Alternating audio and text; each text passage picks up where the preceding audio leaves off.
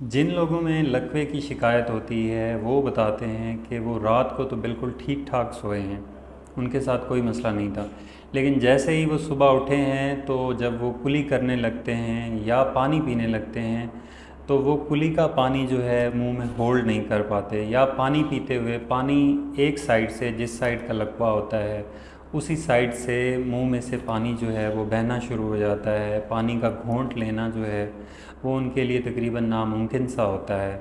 या फिर ये है कि उनके घर वाले जब उनको नोटिस करते हैं, उनके फेशियल एक्सप्रेशंस को देते हैं, तो वो ये बताते हैं कि उनकी आँख जो है वो या तो एक साइड से मुकम्मल तौर पे, जैसे हम ये बंद करते हैं आँख तो ये मुकम्मल बंद नहीं होती, या फिर ये है कि जब वो बात करते हैं तो जो अपर लिप और लोअर लिप, इनका जो आपस में रिलेशन है इसमें आपको डिस्टर्बेंस नज़र आएगी। यानी माउथ की एक साइड पे डेविएशन होती है और मुंह की एक साइड जो है बात करने में टेढ़ी महसूस होती है।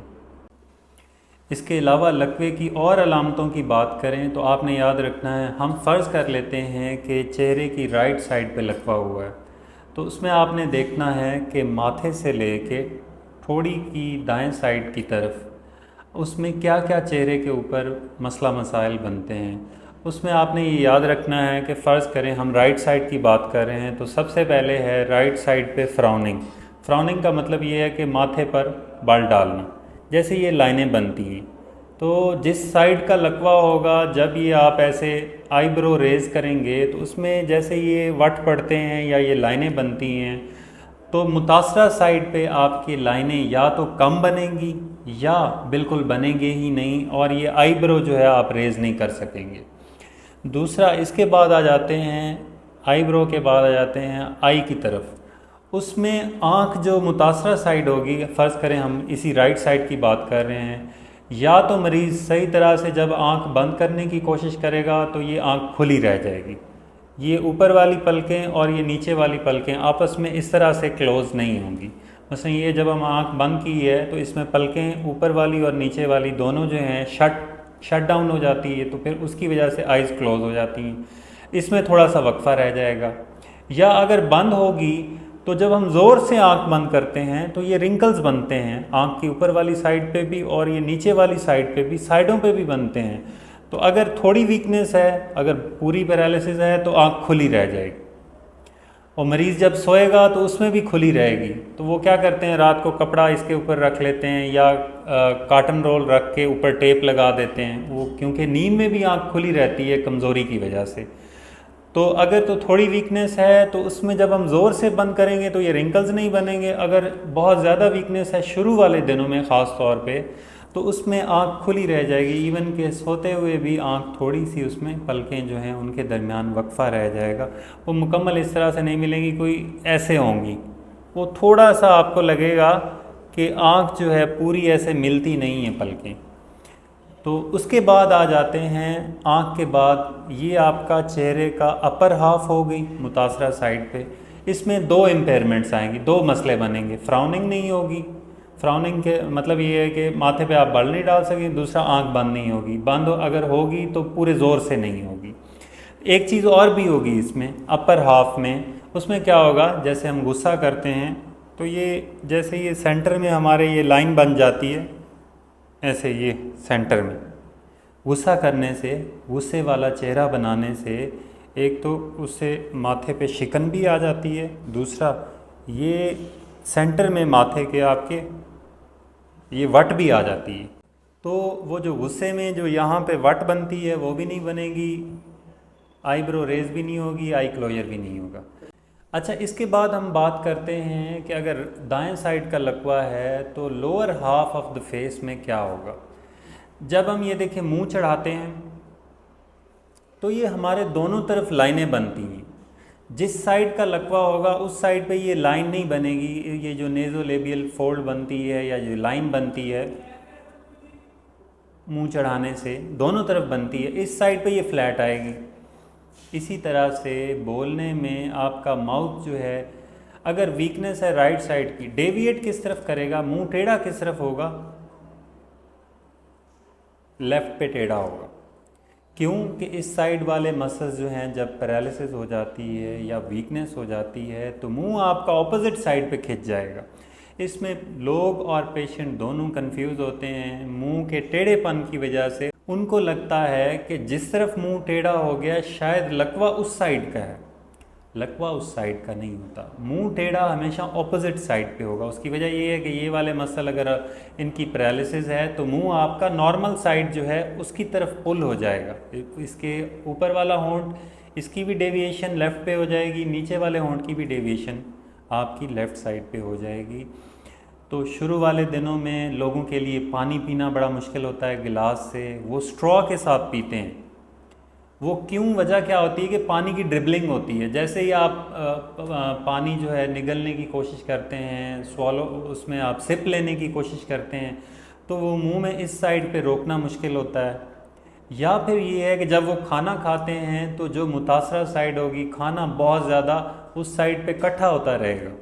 और कुछ लोगों का लुआब भी बहता रहता है, वो ड्रिबलिंग होती रहती है सलाइवा की। या फिर जब वो पानी पीते हैं तो वो पानी होल्ड करना मुंह में उनके लिए मुश्किल होता है, वो ड्रिबल करता रहता है। तो शुरू वाले दिनों में इस तरह से अलामतें होती हैं।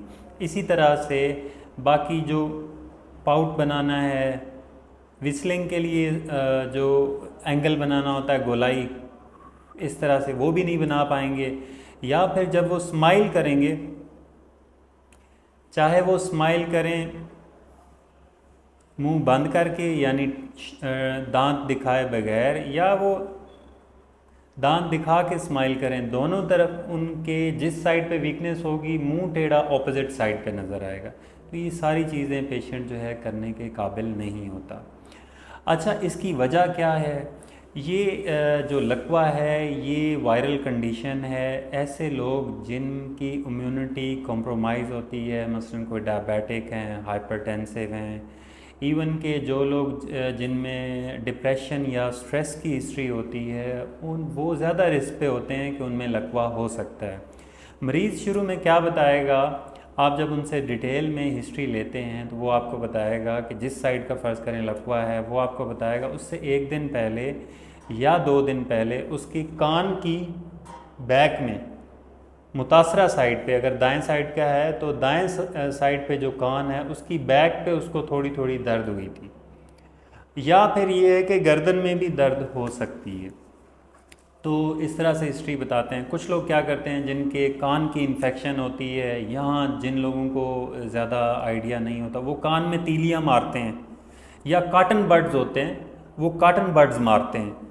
तो जब भी आपके कान में कोई मसला मसाइल हो, कोई बहुत ज़्यादा वैक्स हो, तो कभी भी आपने अपने ईएनटी डॉक्टर के मशवरे के बगैर कॉटन बड्स वगैरह या ख़ुद से तीलियाँ लेके वो मारना, माचिस की तीलियाँ मारते हैं लोग, वो ये आपने नहीं करना होता। उससे ये है कि बाज़ औक़ात आप कान का पर्दा डैमेज कर देते हैं और उससे और मसाइल हो जाते हैं। उसकी वजह से भी इस तरह की ख़ुद से ट्रीटमेंट करने की वजह से भी आपको लकवा होने की इन लोगों में रिस्क हो जाती है। इसके अलावा भी एक ख़ास किस्म का एक इंसेक्ट होता है, उसकी बाइट की वजह से भी लकवा लोगों में हो सकता है। तो ये वायरल जो लोग जिनकी इम्यूनिटी कंप्रोमाइज़ है, जो ज़्यादा ससेप्टेबल होते हैं वायरल इन्फेक्शन के, उनको ये हो सकता है।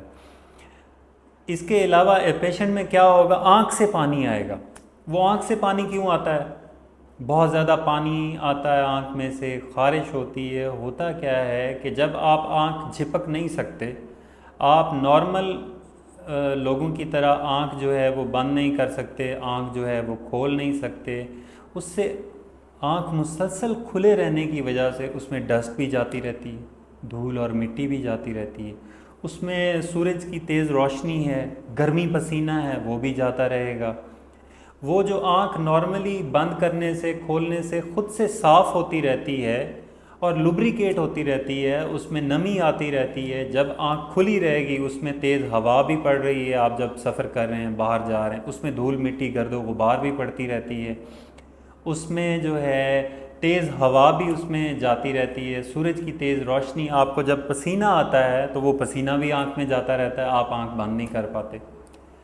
तो इन सब चीज़ों की वजह से आँख की इन्फेक्शन हो जाती है, आँख ड्राई हो जाती है, खुश्क हो जाती है, उसमें से पसीना, वो जो ग्लैंड्स हैं जो कि आंसू पैदा करने वाले हैं उनकी एक्टिविटी बढ़ जाती है, वो आँख को नम रखने की कोशिश करते हैं। इसके अलावा कंजक्टिवाइटिस भी हो जाता है, आँख की सोजिश भी हो जाती है। तो सबसे पहले जो आपने काम करना है ना, ये वायरल कंडीशन है, इससे परेशान नहीं होना। ये कई लोगों में 3 महीने के अंदर अंदर ख़ुद से ठीक भी हो जाती है। आपने सबसे पहले किसी न्यूरो फिजिशियन के पास या न्यूरो सर्जन के पास, अगर आपके शहर में neuro physician neuro surgeon available ना हो तो आप किसी फिजिशियन के पास या सिंपल मेडिकल ऑफिसर के पास भी, जो भी आपके पास अवेलेबल डॉक्टर है उनके पास जाएंगे। वो आपको स्टीरॉयड्स दे देंगे। इसका ट्रीटमेंट यही है, स्टीरॉयड्स देने होते हैं, एंटीवायरल मेडिकेशन देनी होती है, कोई मल्टीविटामिन देने होते हैं, और साथ में आपने फ़िज़ियोथेरेपी करनी होती है। फ़िज़ियोथेरेपी करने से पहले जो आपने घर में चीज़ें करनी है वो मैं आपको बता दूं। सबसे पहले आपने आँख को कवर करना है। जब तक आप ख़ुद से आँख बंद करने के काबिल नहीं हो जाते, आँख को आपने ढाँप लेना है। यहाँ पे देहातों में जिन लोगों को इल्म नहीं, वो क्या करते हैं, उनके पास जो कपड़ा होता है, जो चादर होती है, जो सर पे करने वाला उनके पास कोई कपड़ा होता है, वो ऐसे लपेटते हैं कि वो आँख के आगे रहता है।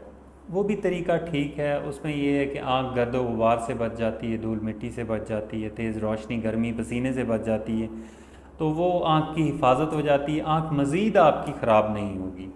या फिर सबसे बेस्ट ऑप्शन ये है कि आप काली ऐनक लें, आप ग्लासेस लगाएं, वो सबसे बेस्ट ऑप्शन है।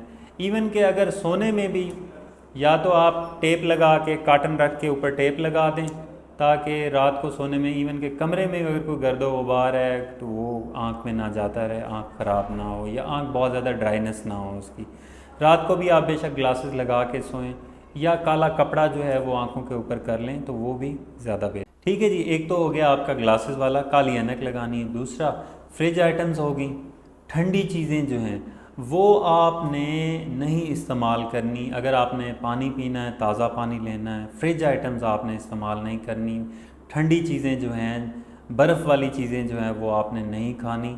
दूसरा जो है, आँख में आपने साबुन शैम्पू नहीं जाने देना। एक ये हमारे यहाँ पे एक सोच पाई जाती है कि जिसको लकवा हो जाए, फालिज हो जाए, उसने नहाना नहीं है या उसने मुंह नहीं धोना, जो कि बहुत ही गलत बात है। आप नहा भी सकते हैं, आप चेहरा भी वॉश कर सकते हैं, लकवे में इसको मना नहीं किया गया। बस आपने ये ख्याल करना है कि जो साबुन की या सोप की या आपके फेस वॉश की जो झाग है वो आँख में नहीं जानी चाहिए। उससे आँख की इरिटेशन होती है, आँख में ख़ारिश होती है, आँख से पानी बहुत ज़्यादा बहना शुरू हो जाता है, आँख की सोजिश हो जाती है, कंजक्टिवाइटिस हो जाता है। तो उसमें शैम्पू की झाग है या साबुन की झाग है, वो आपने आँख में नहीं जाने देनी। दूसरा, ज़ोर ज़ोर से आँख में पानी के छिटे नहीं मारने। वो आप अगर आँख बार बार वॉश करते रहें तो ज़्यादा बेहतर है, उससे वो क्लियर होती रहेगी, साफ़ होती रहेगी, उसमें ख़ारिश एलर्जी नहीं होगी, उसकी कंजक्टिवाइटिस नहीं होगी। उसको कैसे धोना है, आपने आराम आराम से, आहिस्ता आहिस्ता से, ताज़ा पानी से, टैप वाटर से आपने, ताज़ा जो पानी होता है उससे आपने आराम आराम से वॉश करना है। ज़ोर ज़ोर से उसमें आपने मुंह धोने की कोशिश नहीं करनी, और साबुन शैम्पू की झाग से बचाना है। बाकी इसमें नहाने का और उसका, हाँ, ठंडे पानी से नहीं नहाना, बहुत ज़्यादा गर्म पानी से नहीं नहाना, हल्के गर्म पानी से आप नहा सकते हैं। और कोशिश करें कि आप नॉर्मल जो पानी होता है, ताज़ा पानी, उससे वॉश करें और नहाएं, और साबुन शैम्पू से महफूज रखें इसको। अच्छा, इसके अलावा कहा जाता है कि जिन लोगों को लकवा हो जाए, अगर वो जंगली कबूतर, खुसूसन जो है वो लट्ठा जिसको जंगली कबूतर कहते हैं, वो अगर आप कहीं से ढूंढ के खाएंगे तो शायद आपका लकवा जो है वो जल्दी ठीक हो जाता है। अब ये लकवा ऐसी कंडीशन है जो 3 महीने में अक्सर 50% लोगों में वैसे ठीक हो जाता है।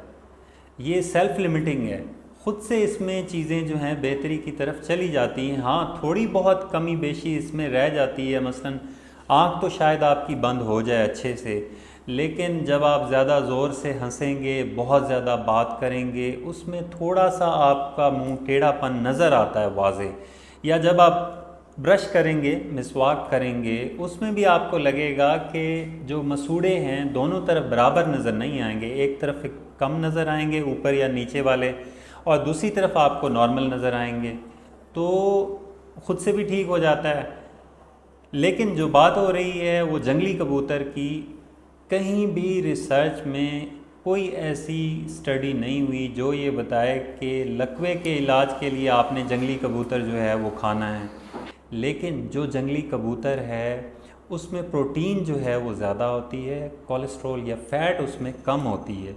इसके अलावा भी कुछ मिनरल्स हैं जो कि किसी भी किस्म की इंजरी है उसमें जो रिकवरी चाहिए होती है। इसमें ऐसे वाइटामिन्स हैं, ऐसे मिनरल्स हैं जो कि ओवरऑल आपकी सेहत के लिए अच्छे हैं।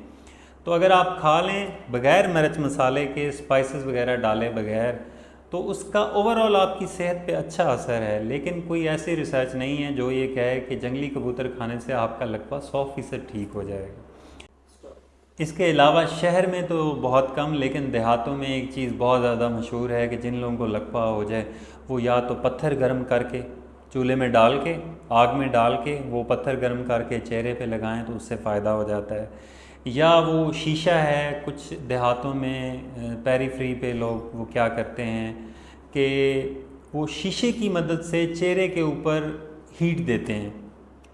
तो बहुत सारे लोग ये ट्रीटमेंट जो है वो करवाते हैं कि शायद इससे लकवा ठीक हो जाए।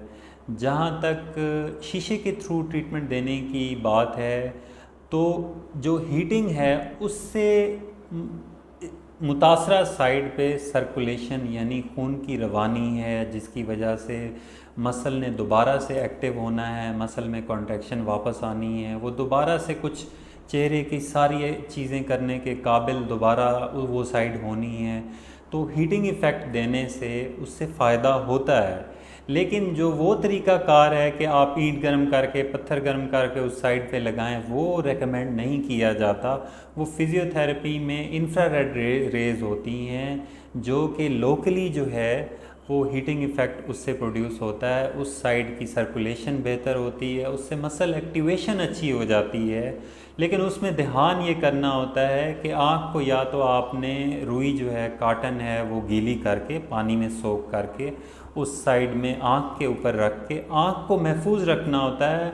आँख को आपने हीटिंग इफ़ेक्ट नहीं देना होता उसमें। अगर आप इंफ्रारेड रेज जो हैं वो ट्रीटमेंट के लिए अगर आप यूज़ कर रहे हो, उसमें आँख आपने ढांप के रखनी होती है। इसके अलावा फिज़ियोथेरेपी ट्रीटमेंट में अल्ट्रासाउंड जो है डीप हीटिंग मोडेलिटी है, वो भी आप यूज़ कर सकते हैं सोजिश को कम करने के लिए और मसल्स की जो एक्टिवेशन है उसको बेहतर करने के लिए।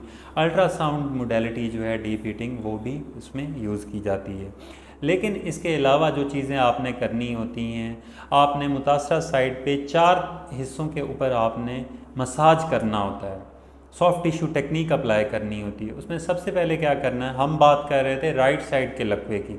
सबसे पहले आपने क्या करना है, माथे के ऊपर 3 उंगलियों से ऐसे, जिस सिमत में हम माथे पे बल डालते हैं ना, उस पर जेंटल सा प्रेशर दे के, जेंटल सा थोड़ा सा प्रेशर दे के आपने हाथ से माथे पे बल डालने की कोशिश करनी है। ये देखें, इस तरह से आप ये एरिया भी कवर करेंगे सारा। वो एरिया जो माथे के सेंटर से लेके कनपट्टी तक है आपकी, यहाँ तक है, ये सारा एरिया आपने ऊपर की तरफ इसको जेंटल प्रेशर दे के आपने मसाज करना है। इसमें पेशेंट हमसे पूछते हैं कि हमने खाली ऐसे मसाज करना है या हमने तेल लगा के करना है। इसमें हम ऑयल यूज़ कर सकते हैं या नहीं। ऑयल हम नहीं कहेंगे कि आप ये ऑयलिंग करें साथ में। उसकी वजह ये है कि लोग क्या करते हैं, जब ऑयलिंग करते हैं तो वो तेल आँख में चला जाता है, उसकी वजह से आँख के अंदर आँख बहुत ज़्यादा ऑयली हो जाती है, फिर उसमें मिट्टी गर्द गुबार जमा होता रहता है, तो फिर वो आँख वाश सही तरह से नहीं होती, आँख और ख़राब हो जाती है। इसमें आपने ये ध्यान करना है कि आपने ऑयलिंग जो है आँख के आसपास बिल्कुल नहीं करनी मसाज करते हुए। तो पहला काम हो गया, आपने माथे के ऊपर मसाज करना है। माथे के बाद आ जाना है आपने आँख के ऊपर। अब आँख के 2 हिस्से हैं, एक है ऊपर वाला हिस्सा, उस पर भी आपने ऐसे दाएं और बाएं तरफ दोनों करना है। कुछ लोग क्या करते हैं, ऐसे ऐसे करते रहते हैं, ऐसे ऐसे नहीं करना, आपने दोनों तरफ जो है इसको मसाज करना है। बहुत ज़्यादा प्रेशर नहीं देना आपने, जेंटल प्रेशर के साथ थोड़ा सा दबाव दे के आपने ऊपर वाली साइड पे भी करना है और नीचे वाली साइड पे भी, जो नीचे वाली पलकें हैं उस जगह पे भी करना है, ताकि अपर आईलिड जो है वो नीचे को आए और लोअर आईलिड जो है वो ऊपर की तरफ जाए। ठीक है जी, ये दोनों तरफ आपने करना है। इसमें भी आपने ऑयलिंग नहीं करनी, ये ध्यान करना है। उसके बाद आप आ जाएंगे गाल के ऊपर, चीक के ऊपर। चीक को आपने ऊपर की तरफ लिफ्ट करना है ऐसे, आँख की तरफ लिफ्ट करना है। ठीक है जी, आँख की तरफ लिफ्ट करना है ताकि आपकी ये जो क्रीज है, ये जो फोल्ड है, ये लाइन वाजे हो। ये देखें ऐसे। ठीक है जी, 2 उंगली रख लें आप, 3 उंगली रख लें, अपने चेहरे के हिसाब से आप 4 उंगली भी यूज़ कर सकते हैं। हाँ, इस हिस्से के ऊपर आप ऑयलिंग रात को सोते हुए आप कर सकते हो। अगर बहुत ज़्यादा लोग क्या करते हैं, जल्दी सेट करने के चक्कर में वो सारा दिन मसाज करते रहते हैं, तो ये काम नहीं करना आपने। आप सुबह, दोपहर, शाम, दिन में 3 दफ़ा करो बस, 2-2, 4-4 मिनट करो, इससे ज़्यादा नहीं। और बहुत ज़्यादा जल्दी सेट करने के चक्कर में चेहरे को रगड़ नहीं देना आपने। वो लोग बहुत ज़्यादा रगड़ाई करते रहते हैं, वो सारा चेहरा जो है रगड़ देते हैं, फिर वो ऐसे ज़ख़म बन जाते हैं या जगह लाल हो जाती है। तो उससे बचने के लिए या तो रात को आपको लोशन वगैरह लगा लें, या फिर ये रात को सोते हुए आप थोड़ा थोड़ा ऑयलिंग कर लें, ताकि ड्राइनेस जो है, मसाज करने की वजह से जो ड्राइनेस होती है वो उससे बचा जा सके। फिर उसके बाद आ जाएं आप लोअर साइड पे, नीचे वाली साइड पे। इसमें आपका मुंह ऑपोजिट साइड पे टेढ़ा होगा, तो आपने क्या करना है, ऊपर वाले होंठ के ऊपर और नीचे वाले होंठ के नीचे आपने 2 उंगली इस तरह रखनी है और टेढ़ा इस तरफ है। आपने इसको कान तक, ये देखें ऐसे, इसको वापस डायरेक्शन में लाने की कोशिश करनी है। मुंह ऐसे टेढ़ा है, आप इसको ऊपर वाले होंठ को भी नॉर्मल पोजीशन में लाने की कोशिश करेंगे थोड़ा सा प्रेशर दे के, और नीचे वाले होंठ जो ऐसे जाता है उसको भी आपने वापस ऐसे करने की कोशिश करनी है, जेंटल प्रेशर दे। ठीक है जी। और लोग क्या बताते हैं कि गुब्बारा फुलाओ, च्युइंगम चबाओ। च्युइंगम चबाने का फ़ायदा है, लेकिन गुब्बारा जो फुलाना है वो मैं रेकमेंड नहीं करूँगा। क्यों कि जब लोग गुब्बारा फुलाते हैं तो उसमें दोनों तरफ ताकत लगती है, उससे मुंह और टेढ़ा हो जाता है, आपको टेढ़ापन बढ़ जाएगा। तो ये एक्सरसाइज मैं आपको बताऊंगा कि उस साइड को कैसे आपने सही करना है गुब्बारा फुलाए बगैर। इसके अलावा आंख बंद करने के लिए आपने ज़ोर से आंख बंद करने की कोशिश करनी है, माथे पे बल डालने की कोशिश करनी है। ज़ोर से आंख बंद करने की कोशिश करनी है, माथे पे बल डालने की कोशिश करनी है। ज़ोर से आंख झपकने की कोशिश करनी है और माथे पे बल डालने की कोशिश करनी है। जब आप 2, 4, 5, 10 दिन के बाद आप आंख झपकने लग जाएं और आंख बंद होना शुरू हो जाए, तो फिर पीछे रह जाता है कि ये रिंकल्स नहीं बनते। आंख बंद तो हो जाती है, लेकिन पूरी ताकत से उसमें रवानी नहीं नज़र आती, पूरी ताकत से बंद नहीं होती। फिर आपने क्या करना है, ऊपर वाले आईलेट को पकड़ के ज़ोर लगाना है। ज़ोर से आंख बंद करने के लिए ताकत लगानी हो और अंगूठे से या उंगली से आपने रोकना है, ताकि इसमें पावर बेहतर हो, आपकी ताकत और बेहतर हो जाए और आँख में जब भी आप आसानी से बंद करना चाहें तो वो रवानी नज़र आए आँख बंद करने में। और जब ज़ोर से बंद करने की ज़रूरत महसूस हो कभी तेज़ हवा में, आंधी में, तो वो आँख फ़ौरन से बंद हो जाए, उसमें डिलेड रिस्पॉन्स ना हो। ठीक है जी। या फिर कुछ लोग ये क्या कहते हैं कि जब हम एसी में बैठते हैं या ख़ास तौर पे सर्दियों में, उनको आँख की वीकनेस नज़र आती है, वो आँख फड़कती है, ऐसे झिपकती है ख़ुद से। वो बाज़ औक़ात कोल्ड की वजह से अगर थोड़ी बहुत उसमें आँख में वीकनेस हो तो फिर इस किस्म के मसले मसाइल होते हैं। तो आपने खाली आँख बंद होने पे राज़ी नहीं हो जाना, उसकी पावर भी बेहतर करनी है आपने। उसके बाद आ जाना है आपने लोअर हाफ पे। उसमें क्या होता था, पानी पीने में पानी कंट्रोल नहीं होता था, कुली करते हुए पानी एक साइड से गिरने शुरू हो जाता था, खाना खाते हुए खाना एक साइड पे इकट्ठा होना शुरू हो जाता था। उसके लिए आपने क्या करना है, जो ठीक साइड है उसके ऊपर हथेली की ये जगह रखनी है, दूसरी साइड से जहाँ से मुंह फुलाने से ऐसे हवा निकल जाती है, ऐसे कंट्रोल नहीं कर पाते आप। पानी इसलिए इस साइड से बहता रहता है, पानी पीते हुए स्ट्रॉ से पी रहे होते हैं। जैसे वो मैं वीडियो देख रहा था कि ये एंजेलिना जोली के साथ भी हुआ है और इंडियन आर्टिस्ट जो हैं, फिल्म आर्टिस्ट जो हैं, अनुपम खेर, उनके साथ भी ये मसला हुआ था। तो उसमें उसके लिए बेहतरी के लिए आपने क्या करना है, दूसरी साइड पे हथेली इस तरह रख के जहाँ से हवा निकल जाती है और आप होंठ बंद नहीं कर पाते, वहाँ से आपने हाथ से ऐसे पकड़ लेना, ऐसे पकड़ के आपने फिर मुंह फुलाने के लिए ताकत लगानी। वो कैसे करेंगे, ये देखें,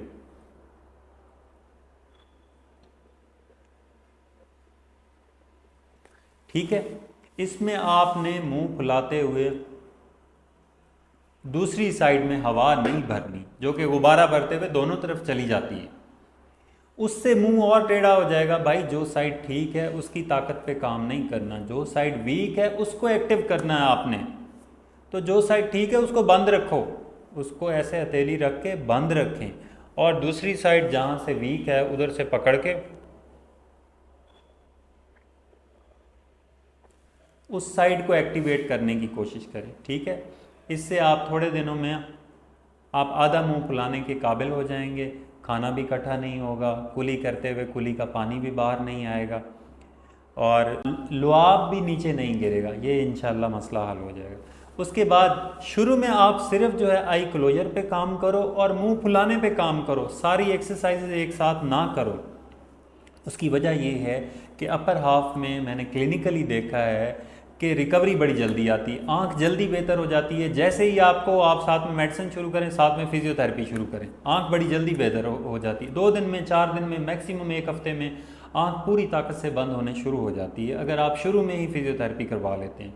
इसी तरह से जो ये मुंह फुलाना है, खाना इकट्ठा होने वाली शिकायत है, ये भी दूर हो जाती है, पानी भी नीचे नहीं गिरता। ये थोड़ा आँख से टाइम ज़्यादा लेती है, आँख की बेहतरी जल्दी आ जाती है। इसमें थोड़ा सा एक्स्ट्रा डेज लग जाते हैं, 2 की बजाय 4 दिन लग जाएंगे अगर वो 2 दिन में बेहतर होगी। जब ये आपकी आंख बंद हो जाए और थोड़ा सा आप मुंह फुलाने के काबिल हो जाए, फिर आपने वन साइडेड स्माइल पे काम करना है।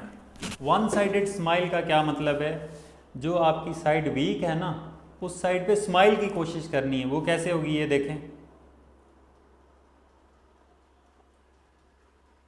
इसमें लोग क्या गलत करते हैं, वो जबड़ा हिलाते हैं। अच्छा, वन साइडेड स्माइल के लिए आपने नीचे वाला जबड़ा या जॉ जो है उसकी मूवमेंट नहीं करनी, वो करने का फ़ायदा नहीं है। लोग क्या करते हैं, जब हम उनको कहते हैं वन साइडेड स्माइल करो, वो शुरू में होती नहीं है उनसे, वो गलत करते रहते हैं, ऐसे ऐसे करते रहते हैं।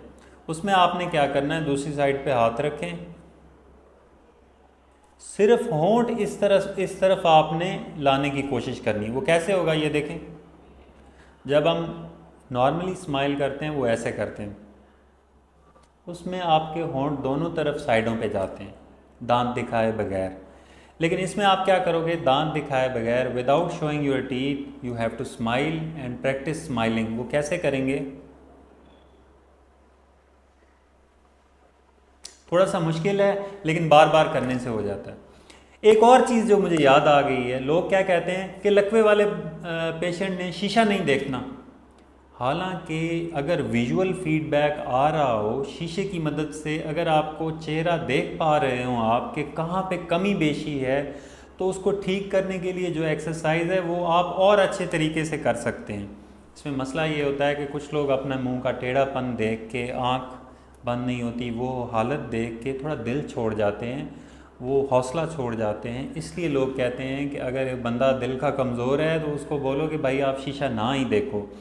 लेकिन पेशेंट को ये बताना होता है कि भाई शीशे में देख के एक्सरसाइज करो, देखो कहाँ पे कमी बेशी है, उसको किस तरह से, किस एक्सरसाइज की मदद से आसानी से बेहतर किया जा सकता है, और अगर करते हैं तो कितना होता है और कितना उसमें कमी बेशी रह जाती। आप शीशे में वो फीडबैक देखें, या अगर आप शीशे में नहीं देखना चाहते, आप मोबाइल का सेल्फ़ी कैमरा है वो ऑन करके देख लें।